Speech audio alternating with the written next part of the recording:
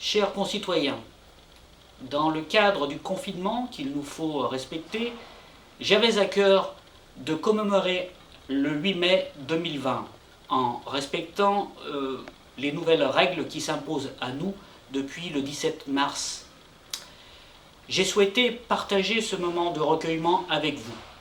Chers anciens combattants, mesdames, messieurs, chers enfants, 8 mai 1945, 15 heures.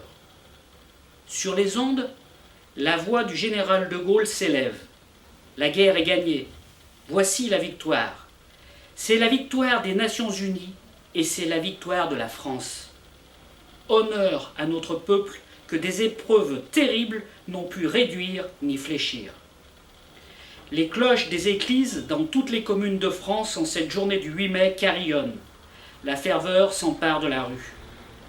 Même si la guerre n'est pas encore finie, on danse, on chante sur les places de France dans l'ivresse de liberté retrouvée. 8 mai 2020, étrange silence qui m'accompagne ce matin vers notre monument aux morts, où, en présence des porte-drapeaux, je dépose, au nom du conseil municipal, une couronne de fleurs. Minute de silence profonde dans une grande solitude. Et voici que dans ce silence monte un chant en moi.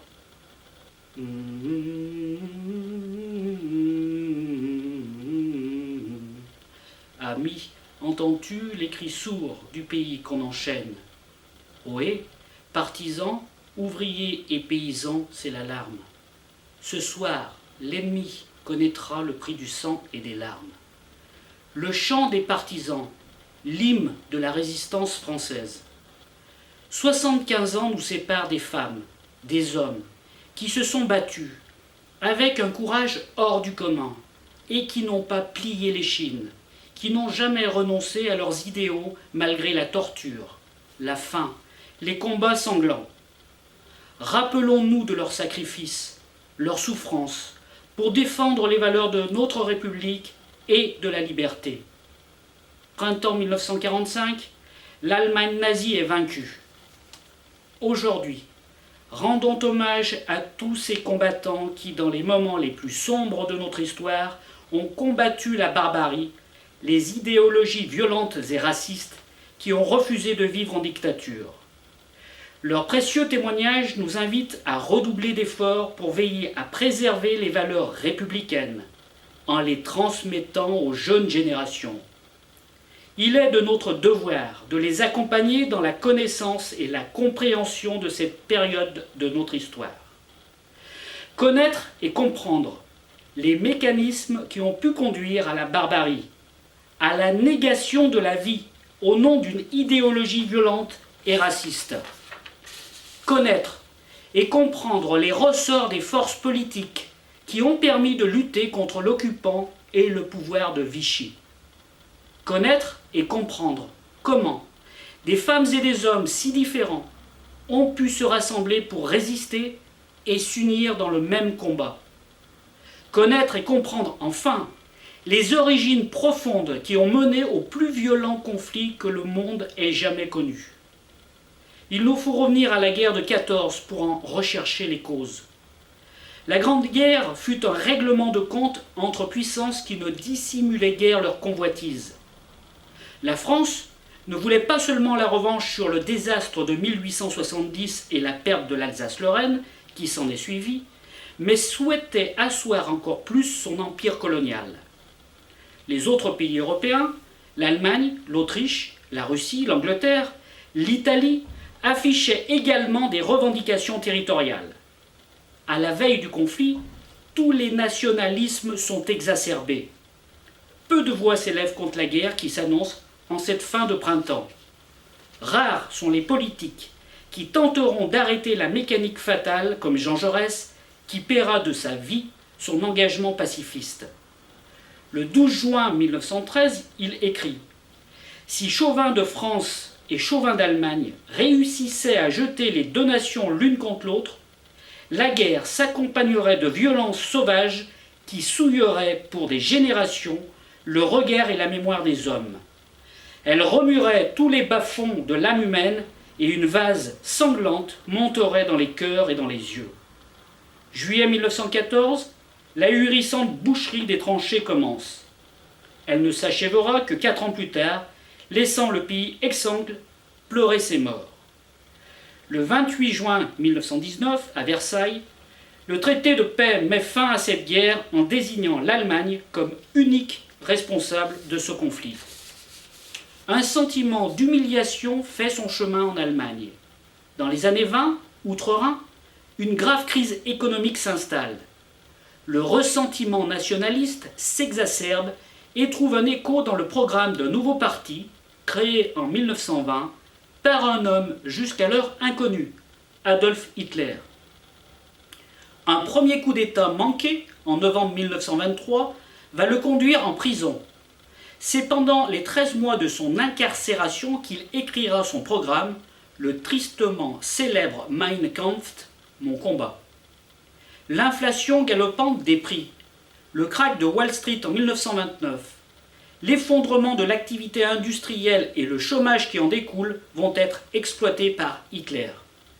Aidé par une partie du grand patronat, soutenu par des militaires qui voient en lui celui qui restaurera l'armée allemande, Adolf Hitler devient le chancelier de l'Allemagne le 30 janvier 1933. Les tergiversations et les reculs successifs de nos gouvernements de l'époque conduiront en septembre 1938 aux désastreux accords de Munich. La Grande-Bretagne et la France abandonnent la Tchécoslovaquie à Hitler. Ce qui fera dire à Winston Churchill: vous aviez le choix entre la guerre et le déshonneur. Vous avez choisi le déshonneur et vous aurez la guerre. 1 an plus tard, Churchill aura raison. L'Allemagne envahit la Pologne, commence alors ce que l'on appellera la drôle de guerre. À l'abri de la ligne Maginot, l'armée française attend. Elle attendra 8 mois. Le 10 mai 1940, le réveil est brutal. L'armée allemande entre en Hollande. Cette guerre éclair, où les chars et les avions sont la clé de la stratégie militaire, n'avait pas été anticipée par notre état-major. L'armée française est balayée en 6 semaines. Le 22 juin, le maréchal Pétain, nouveau chef du gouvernement, signera l'armistice entre la France et le Reich à Rotonde. La France est vaincue. Mais, dans cette nuit noire qui s'abat sur toute l'Europe, des lueurs d'espoir se lèvent, celle de l'inflexible peuple anglais et celle de la résistance du peuple de France. La résistance française, dont les racines sont plantées dans l'humanisme des Lumières. Jules Michelet écrit « La légende nationale de France est une traînée de lumière immense, non interrompue, véritable voie lactée sur laquelle le monde eut toujours les yeux. Si elle a su réunir dans la diversité, c'est parce qu'elle a eu en elle cette flamme qui nous porte depuis plus de 2 siècles. Cette force faite d'arrogance et de grandeur, d'universalisme et de générosité, la flamme ardente de la Révolution de 1789. Ces partisans de l'ombre étaient lucides et respectueux sur ce que devait être notre pays. Ils puisaient leur force dans les penseurs des Lumières. Ces philosophes et penseurs qui donnèrent à la France son rayonnement. Ces philosophes et penseurs qui ont inspiré tant de peuples étrangers. Pour ces résistants, le patriotisme n'était pas un patriotisme de repli sur soi, mais un patriotisme de fraternité. L'ennemi de la France n'était pas seulement l'occupant, d'autres ennemis étaient dans la place, les collaborateurs. Ces Français qui choisirent de pactiser avec les nazis pour servir leurs desseins. Ces Français qui crurent par idéologie ou par opportunisme que l'heure d'une France rance et vassale avait sonné. Ces Français qui réglaient leurs comptes à la France du Front populaire, à tous ceux qu'ils nommaient en termes odieux, la juiverie, les métèques. Ils furent notre déshonneur. Pour vaincre, il fallut unir toutes les forces de la résistance. En 1943, la volonté d'un Jean Moulin en France, l'esprit politique du général de Gaulle à Londres et l'intelligence des différents groupes résistants permirent d'atteindre cet objectif majeur avec la création du Conseil national de la résistance. Ce comité établira un programme en 2 parties. un plan d'action immédiat prévoyant les opérations de résistance jusqu'à la fin du conflit et un ensemble de mesures à appliquer après la libération du territoire, les jours heureux.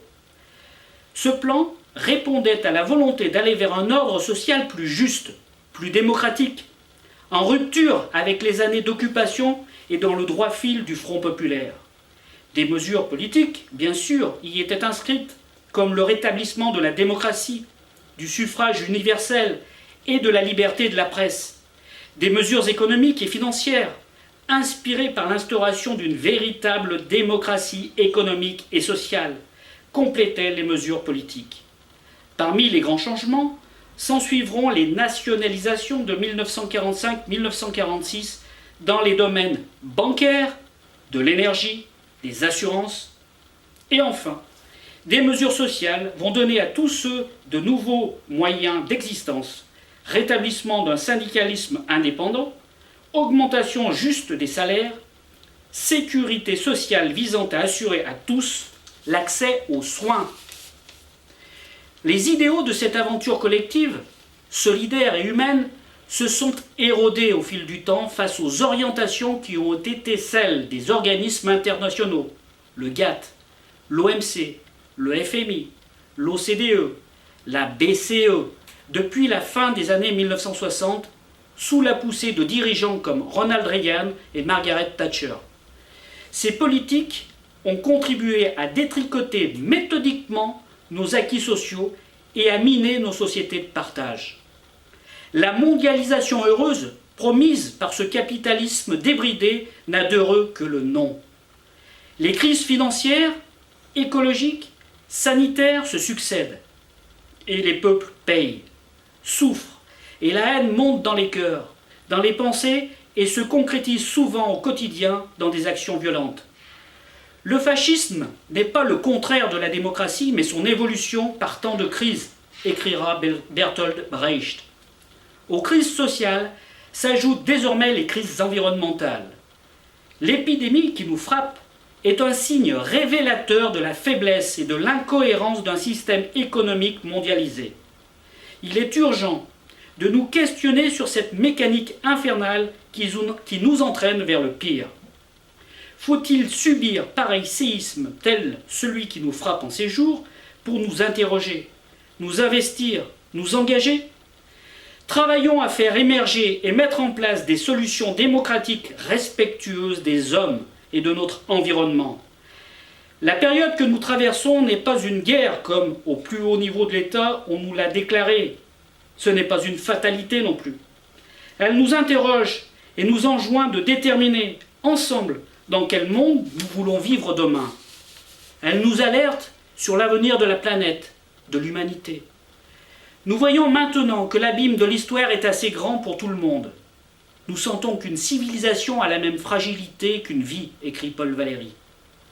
Notre histoire nous montre que nous sommes capables de relever des défis immenses.